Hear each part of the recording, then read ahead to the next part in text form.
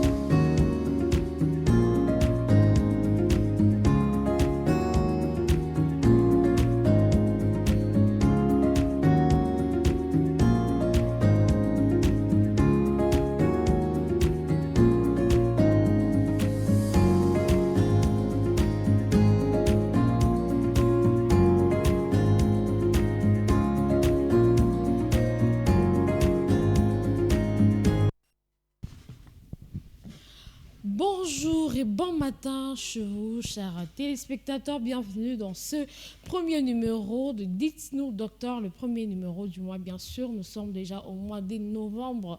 Il nous reste que quelques jours pour finir avec cette année. Alors, il est encore temps de réaliser vos rêves, enfin, d'entrer dans la nouvelle année. Alors, je dis encore une fois de plus, bienvenue à vous, chers parents, chers messieurs, vous nous suivez dans vos bureaux, dans vos maisons. Soyez à l'écoute, vous aurez à découvrir aujourd'hui quelques caractéristiques de cancer de sein. Tel est notre sujet du jour. Le numéro qui est affiché là au bas de l'écran est le numéro par lequel vous pouvez interagir. Vous pouvez nous laisser vos messages. Nous avons également notre page YouTube. Dites-nous Docteur Yves Ntumba. C'est sur notre page YouTube que vous pouvez également nous suivre et trouver nos quelques émissions. Alors, je dis merci à ingénieur Grace Chibanda en train de nous assurer de l'autre côté de la baie vitrée comme tous les jours. Donc, chaque samedi, c'est avec lui que nous travaillons. Sans plus tarder, j'ai dit bonjour à Docteur Yves Ntumba. Bonjour madame. Docteur, vous allez bien? Oui, ça va quand même, malgré que nous étions grippés. Ah, ça va. ou sinon ça va. Oui, Quand vous êtes docteur, comment est-ce que cette grippe peut-elle s'y résister? Bon, au-delà de tout, en fait, nous sommes humains. Oui. Le corps humain a ses caprices aussi. Oui. Mais nous tenons bon. D'accord, alors le plaisir est pour nous de vous savoir en bonne santé, quel que soit de petites malaises. Alors, aujourd'hui, notre sujet est le cancer de sein. Mais avant tout, avant d'entrer dans le vif de notre sujet, nous voulons que vous puissiez nous relater, nous raconter, nous dire comment survient le cancer de sein, les caractéristiques des cellules cancéreuses. Oui. Ok, Donc, c'est deux questions posées à la fois. ok, je comprends très bien. Ouais. Au fait, nous parlons du cancer du sein aujourd'hui, mais avant cela, nous devons d'abord savoir c'est quoi un cancer, comment survient le cancer. Le cancer, en général, c'est un développement des cellules anormales, les cellules anormales de notre corps humain qui se développent d'une manière incontrôlée au détriment de l'organisme. C'est-à-dire quoi, au fait? Dans notre organisme, nous avons des milliers de cellules. Nous avons plus de 50 milliards de cellules. Alors, chaque jour, il y a des cellules qui naissent et qui meurent. Les cellules qui meurent comme ça, c'est une mort qui est programmée, qu'on appelle une apoptose.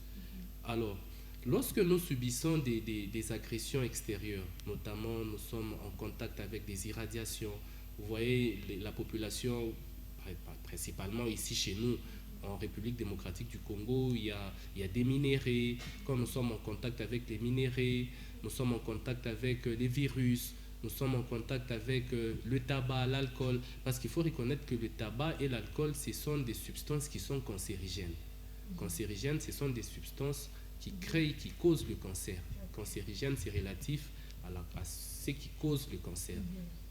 Quand nous sommes en contact permanent avec ces agresseurs, ces agresseurs, et il y a aussi des modifications, des modifications génétiques. Alors, quand nous sommes en contact avec ces agressions-là extérieures, le tabac, l'alcool, les minéraux. Alors, ces cellules vont poser des problèmes. Ces cellules il y aura une altération de ces cellules. Donc, les cellules vont se transformer, qu'on appelle communément des mutations. Ça va se muter, donc ça va changer la caractéristique de l'ADN. Notre ADN, c'est ce qui nous représente, nous. Voilà. Alors, quand il y a ces modifications-là, quand il y a ces mutations, quand les mutations-là deviennent trop importantes, normalement, notre organisme a un système de défense. Quand nous sommes agressés, vous voyez comme moi, je suis grippé. Bon, j'étais grippé, mais maintenant, quand même, ça commence à aller. Donc, l'organisme s'est défendu. L'organisme s'est défendu. Alors, quand l'agression devient trop importante, l'organisme ne sait plus se défendre. Voilà. Alors, c'est ainsi que survient le cancer. Alors, il y a les caractéristiques de ces cellules. Les cellules cancéreuses, ce sont des cellules qui sont immortelles. Donc, elles sont vraiment immortelles, tellement que les mutations deviennent trop importantes. Donc, l'organisme ne saura plus se défendre. Alors, ça va changer la conformité de l'ADN. Ce qui fait que nos cellules les cellules cancéreuses vont se transformer et vont commencer à se multiplier d'une manière anarchique. Ce sont des cellules qui sont, leurs caractéristiques, elles sont immortelles. Ce sont des cellules, quand elles se développent, elles puisent l'énergie au niveau des cellules saines au détriment, donc elles puisent l'énergie au niveau des cellules saines afin qu'elles puissent recevoir de l'énergie afin de se multiplier encore davantage. C'est parmi les caractéristiques des cellules cancéreuses. Voilà. Alors, comment le cancer de sein apparaît dans l'homme? Je suis en train de dire comment le cancer de sein apparaît-il? Au fait, le cancer de sein, pour comprendre d'abord, on va voir d'abord l'anatomie, l'anatomie du cancer du sein. Oui, l'anatomie du sein plutôt.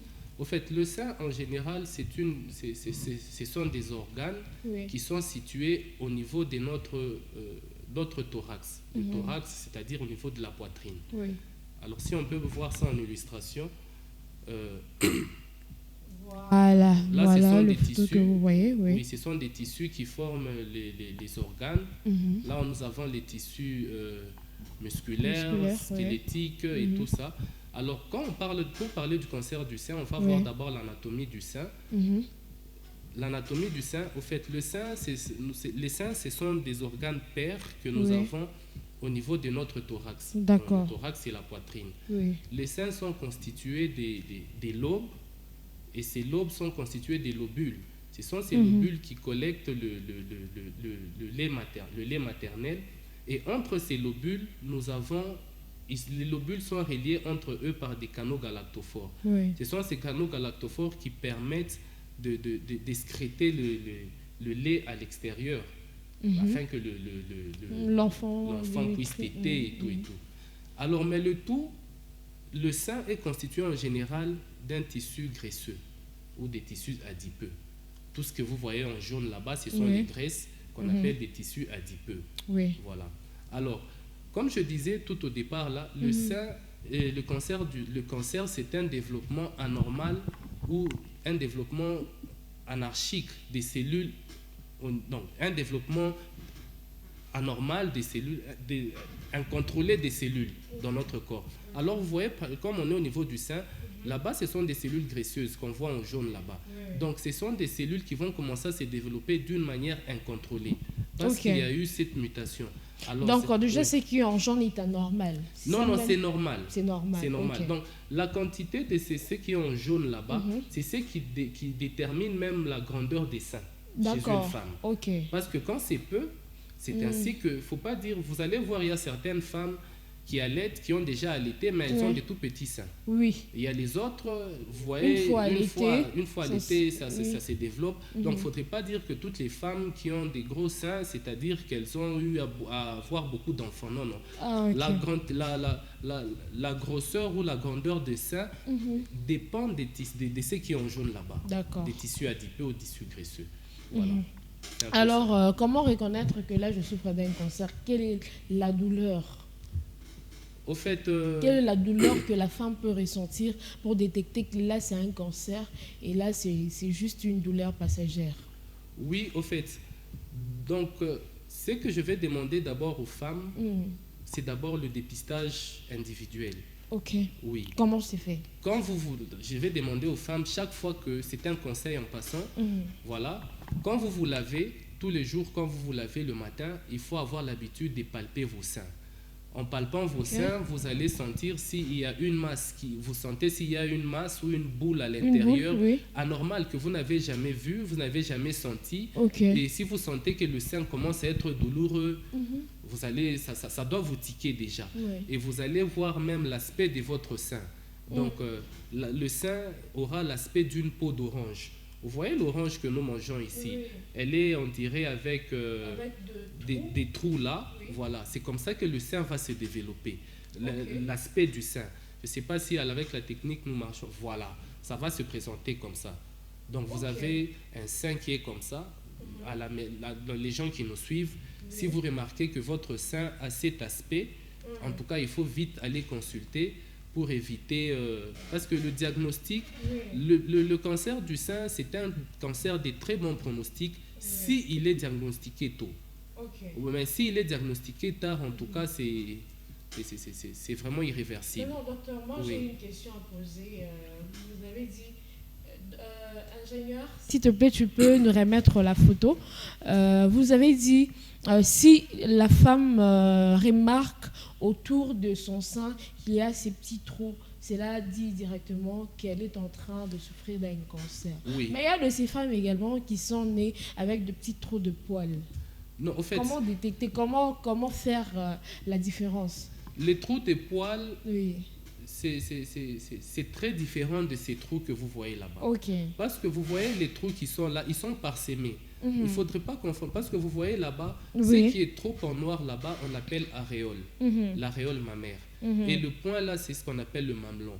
Mais là-bas, on peut avoir des trous, parce qu'on appelle ça les trous de Montgomery. Bon, ça, ce sont des trous qui sont qui sont importantes, parce que lorsque une mère met au monde, accouche, il y aura ces trous-là, les points de Montgomery là-bas, doivent être présents au niveau de l'aréole, là où c'est trop foncé là-bas. Parce que ça permet une connexion entre la mère et le nouveau-né, et le bébé. Voilà. Et ça sécrète une certaine substance qui vont permettre que la maman et le bébé, et son bébé, qui ait cet attachement-là. Voilà. Mais là-bas, si vous remarquez, le sein, mis à part le côté foncé là-bas, vous voyez, il y a vraiment des trous partout là-bas. Là, c'est-à-dire qu'il y a un problème au niveau du réseau lymphatique. Le réseau lymphatique, vous voyez, même quand vous avez un cancer de sein, vous allez voir normalement, quand vous palpez dans votre aisselle là-bas, vous allez voir qu'il y a, on dirait, des petites boules là-bas. Là, ce sont des ganglions lymphatiques, qu'on appelle des ganglions axillaires. Ces ganglions-là, ils permettent de filtrer la lymphe. La lymphe, on parlera prochainement. La lymphe, c'est un liquide que nous avons dans notre organisme. Alors, quand ce liquide-là n'est pas bien éliminé, il va s'accumuler, et surtout au niveau des aisselles, il va s'accumuler et former là-bas, au niveau des seins, ces boules là-bas. C'est-à-dire que le liquide n'est pas bien filtré. Et ça va s'accumuler au niveau des seins là-bas, et c'est ce qui fait des boules comme ça. Voilà. Alors, docteur, est-ce... puisque nous parlons déjà de symptômes... Parce que je ne vous interromps pas. Vous voyez, quand vous avez dit les boules, les points de poils là-bas, là, ce sont des pores. Les pores qui nous permettent de respirer. Donc, vous allez voir qu'il y a des poils et puis il y a des trous.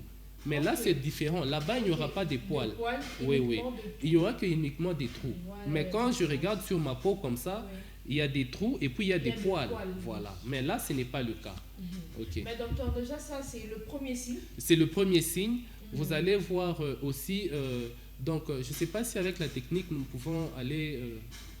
Mais docteur, alors, puisque la technique est en train de chercher l'image à illustrer, mais si une femme est en train... Il y a un liquide qui sort de ses seins. Effectivement, c'est ce que avant l'allaitement.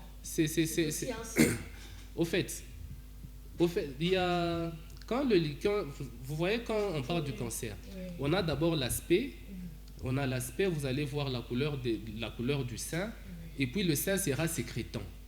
Donc le sein peut commencer à sortir un liquide, mais c'est pas dire que quand le sein est en train de sécréter avant l'allaitement, c'est un cancer. Ça peut être un trouble hormonal. Vous voyez, il y a certaines femmes qui ont ce qu'on appelle une aménorrhée secondaire ou une aménorrhée primaire. Une aménorrhée primaire, c'est-à-dire vous avez des règles, un trouble hormonal, si on peut dire cela. Un trouble hormonal. Un trouble hormonal peut conduire à ce que le sein commence à sécréter avant même. Oui. On appelle ça le syndrome, le SOMP, le syndrome des ovaires polykystiques. Ça, c'est quand vous avez un problème au niveau des ovaires, alors ça peut se répercuter aussi au niveau des seins, et les seins vont commencer à sécréter. Ça se manifeste. Ça se manifeste, et bon, là, c'est une illustration d'un cancer du sein chez l'homme. Parce que l'homme aussi peut développer un cancer du sein. Ah bon? Et très souvent, ce sont les hommes obèses. Hein. Les obèses, oui, parce que l'obésité, nous avons une très forte quantité de tissus graisseux. Or, ces tissus graisseux vont ces tissus adipeux, ces tissus graisseux vont transformer les androgènes en œstrogènes. Donc, les androgènes, ce sont des hormones que nous, les hommes, nous avons. Androgène, androgène provient d'André. Oui, André, c'est un nom qui est masculin. Voilà. Alors, les androgènes que l'homme possède, quand un homme est obèse, ces tissus graisseux vont transformer ces androgènes en œstrogènes. Or, quand nous avons beaucoup de graisse, nous avons beaucoup d'œstrogènes. C'est parmi les causes des cancers du sein. Parce que parmi les causes des cancers du sein, nous avons une absence des récepteurs aux œstrogènes, une absence des récepteurs. Parce que les récepteurs, lorsqu'on dit nous avons une absence des récepteurs aux œstrogènes, donc, dans notre corps, nous devons avoir, quand nous produisons, admettons, des œstrogènes, nous devons savoir où est-ce qu'ils vont aller se fixer. Maintenant, quand c'est réservé, se stocker. Maintenant, quand il y a cette absence des récepteurs aux œstrogènes, absence des récepteurs au progestérone, donc ils n'auront pas où se fixer, alors ils seront en divagation, pour que la population comprenne. Alors c'est parmi les causes aussi des cancers du sein. Alors ces causes des cancers du sein vont nous conduire à classifier aussi le cancer du sein. Voilà. On va les classifier en 3 types. Nous avons des cancers du sein type luminal.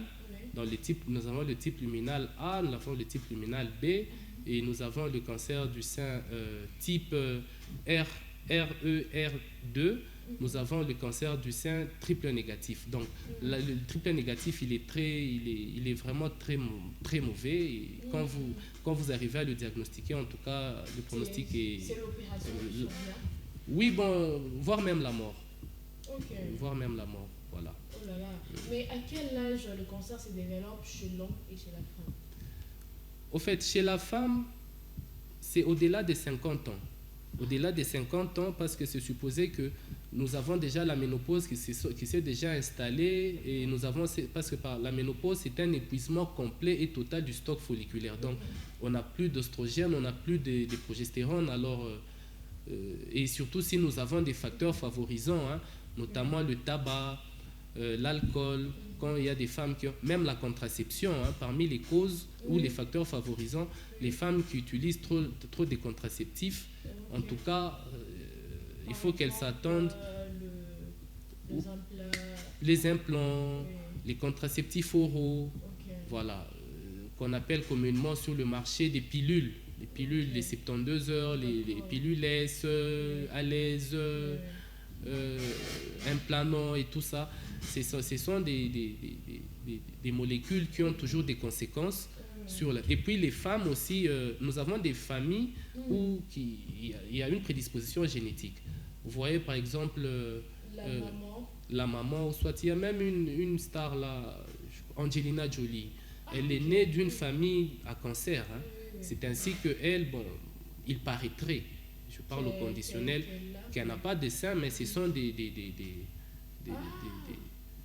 comment je peux appeler ça, Mais docteur, c'est quoi la cause?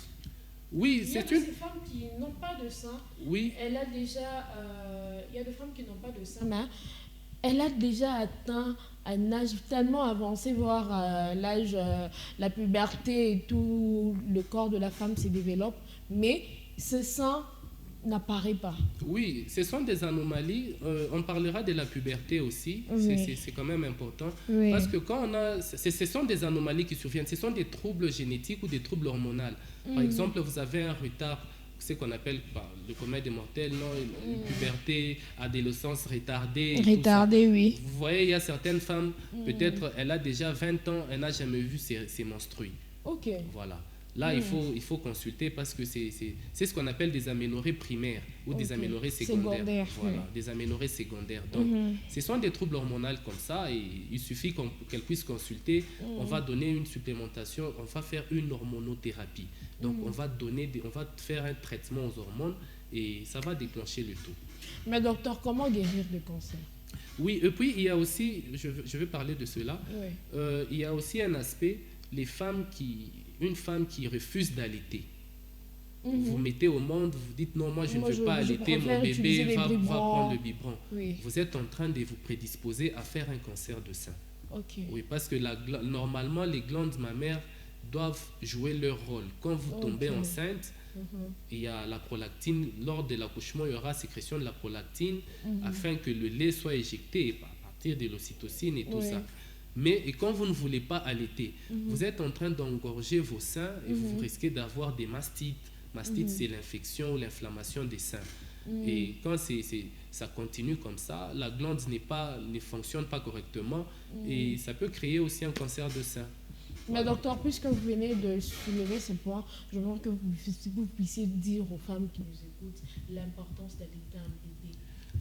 L'importance d'allaiter un bébé, c'est très important parce que le lait maternel, il a des avantages. Chez la femme qui allaite, tout comme chez le bébé. Parce que chez la femme qui allaite, le lait maternel va jouer un rôle d'abord de contraception. Parce que quand vous allaitez, vous êtes en train d'éviter de tomber enceinte au moment que vous avez encore un bébé qui est encore tout petit.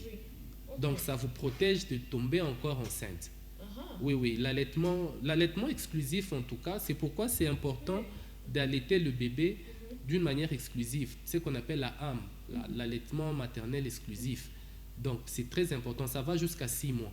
Mais il faut allaiter le bébé parce que quand vous allaitez le bébé, vous êtes en train de vous protéger de ne plus retomber enceinte. Mais docteur, il y a de ces mamans qui allaitent et du coup se retrouvent encore enceinte. Non, en fait, elles n'allaitent pas correctement. Elle n'allait pas correctement. Ce qui est vrai, elle ne respecte pas la AM, ce qu'on appelle la AM, c'est-à-dire l'allaitement maternel exclusif. Quand vous le respectez, en tout cas, vous mettez votre bébé au sein à tout moment, en tout cas, vous êtes exempté de tomber enceinte. C'est vrai, en médecine, on dit ni jamais ni toujours. Donc, il y a des exceptions qui peuvent survenir. L'allaitement maternel chez le bébé, chez le bébé, d'abord, c'est à moindre coût, on ne paye pas le lait maternel. Donc, par rapport, si on doit comparer, payer, je ne sais pas, le lait NAN dans un magasin qui coûte, je ne sais pas, 30 000 francs et allaiter le bébé. Vous voyez que c'est un avantage. Le lait maternel aussi, il permet de renforcer l'affection entre la maman et le bébé. Oui, donc c'est un avantage aussi. Dans le lait maternel, il protège le bébé contre les infections gastro-intestinales, donc contre les différentes infections, parce que dans le lait maternel, il y a certaines enzymes qui protègent le bébé de tomber malade, d'avoir des diarrhées à répétition. Ça joue un très grand rôle sur la croissance du bébé, sous son système nerveux, parce que le lait maternel agit aussi sur le système nerveux. Ça permet au bébé de se développer son intellect, comme il faut le dire. Alors, nous étions en train de parler de traitement. Oui, le traitement, au fait, lorsque le diagnostic, on dit ceci, lorsque le diagnostic est posé tôt, le traitement sera bon.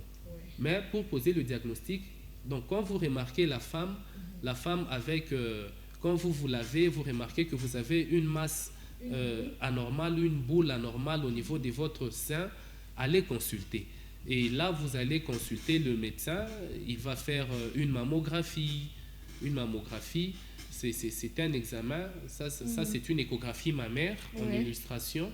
Et cette échographie mammaire va nous montrer s'il y a une masse, ou la masse, elle est, je ne sais pas, elle est de quelle dimension.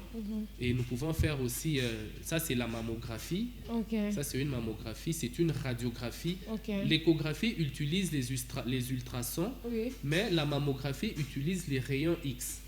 Voilà. Donc là, bon, la mammographie, elle va nous montrer juste l'aspect, le tout. L'échographie va nous donner.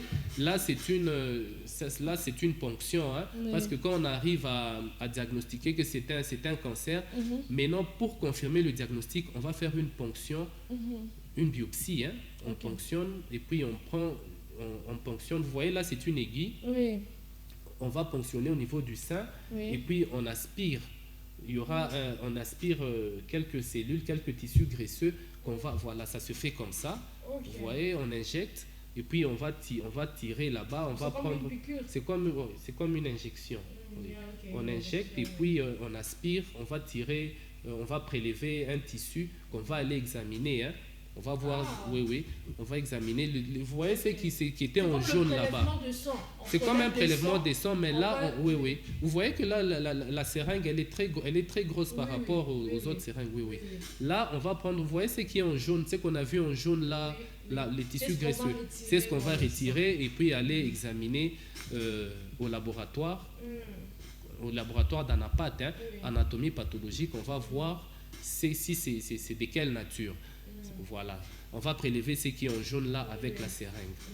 Mais docteur, maintenant, comment différencier, comment savoir que ça c'est une boule de cancer et l'autre boule est naturelle? Oui, au fait, vous allez voir, naturellement, quand vous palpez vos seins, vous voyez, il y a pratiquement, vous sentez, il y a quand même une boule à l'intérieur. Mais vous allez voir une autre boule qui se surajoute, ou bien la même boule là, elle prend une autre dimension. Elle prend un gros volume là. Vous voyez que ça devient vraiment anormal. Vous allez voir même votre mamelon, l'ombilication du mamelon. Le mamelon va s'ulcérer. Donc ça va vous tiquer d'aller consulter. Non, docteur, j'ai l'impression que même comment je peux dire, la symétrie, il y aura une asymétrie au niveau de vos seins. Vous allez voir peut-être le sein malade sera plus gros que le sein qui est normal. Parce que quand il y a ce développement anarchique, un développement anarchique des cellules au niveau de la glande mammaire, ça va permettre que le sein prenne de volume par rapport à l'autre. Voilà, ce sont des symptômes ou des signes qui doivent vous pousser à aller consulter le médecin. Mais docteur, comment guérir naturellement de cela? Y a-t-il des aliments que la femme doit éviter de prendre? Oui, il y a des études d'abord. Guérir, oui. Bon, il y a certaines études aussi qui ont été démontrées pour dire que les femmes qui se font sucer les seins permet d'éviter le cancer du sein. Oui. Voilà. Et vous nous affirmez quoi? Pardon? Vous nous affirmez quoi? Vous dites? Qu'est-ce que vous affirmez à propos de... Oui, ce sont des études qui ont été prouvées. Hein. Ah, d'accord. Oui, ce sont des études qui ont été prouvées.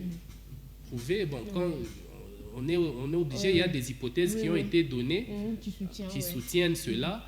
Mais au fait, il y a d'abord le tabac qu'il faut éviter.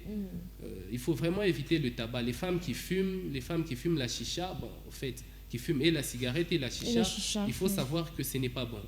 L'alcool aussi, tout ça, ce sont des substances qui sont cancérigènes. Voilà.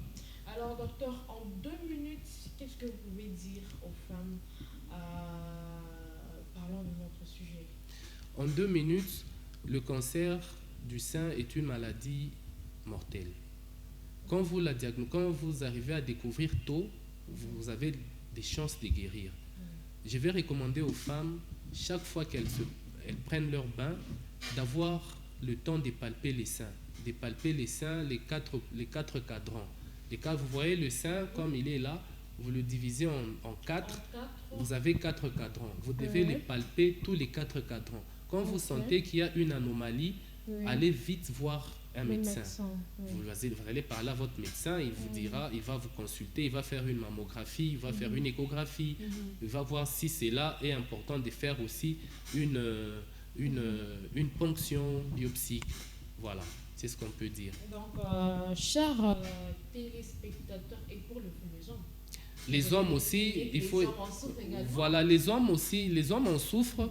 Les hommes, il faut éviter, bon, c'est vrai, les obèses, hein, là on parle plus les hommes obèses, il faut éviter de manger gras, hein, parce que quand vous mangez gras, vous allez prendre du poids et vous serez obèse, et quand vous avez beaucoup de tissus graisseux, les tissus graisseux vont transformer les androgènes. Les androgènes, ce sont des cellules que nous, les hommes, nous avons en oestrogènes. C'est comme si on prend mon matériel génétique, que moi je suis homme, tellement qu'il y a beaucoup de graisses. Ces graisses-là vont transformer ce que moi j'ai afin de les transformer en oestrogènes qui sont purement chez les femmes. Alors ça peut entraîner le cancer du sein chez l'homme. Mais il est très rare, hein, il est très rare le cancer du sein, voilà, chez l'homme. Je viens, quelque chose m'est venu par la tête. Ok. Quelque chose m'est venu par la tête. Les femmes qui vont se faire opérer, qui vont faire des chirurgies pour avoir des gros seins. Oui, au fait, ce sont des femmes aussi qui courent quel danger? D'ailleurs, il y a une qui est décédée récemment là, parce que le danger que vous courez, vous êtes en train de modifier votre génétique. Oui. Or, quand vous modifiez la génétique, c'est Dieu seul qui la maîtrise.